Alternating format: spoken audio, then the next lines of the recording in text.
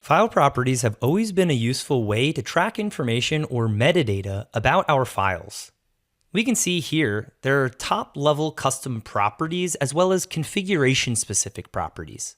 In the past, weldments could not track the cut list properties automatically. You could create a custom property and manually transfer the data over, but what happens in the event of a change? The user would have to manually go make that update. Let's see how we could take advantage of this new enhancement in SOLIDWORKS 2026 to capture the cut list properties directly into the file properties in this What's New Tech tip.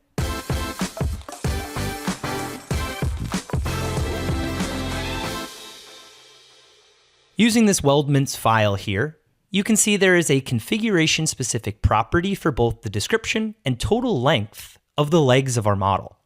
If I wanted to capture this information to use somewhere else, like a BOM or even a PDM data card, we can now directly pull the cut list information into the custom properties of the weldment file to ensure this data is always up to date.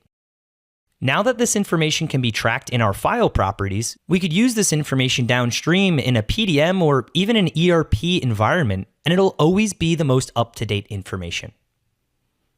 Another use case for the custom property could be as a note inside of a drawing. Let's see an example of how we can indicate the total length of these legs on the drawing.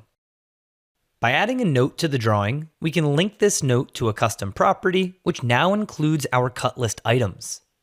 I can add a note that is linked to the total length of the legs, and now, even if I update the length of the legs in the part file, we can see that it automatically updates the note as well. This ensures that all of our information is always the most up-to-date. Now that we can track this metadata for our weldments, all of our information will be the latest and can be accessed for more than just inside the SOLIDWORKS part file. If you like this video, please be sure to check out our SOLIDWORKS weldments course, as well as our What's New Tech tips to see what else SOLIDWORKS 2026 has to offer. Thanks for watching.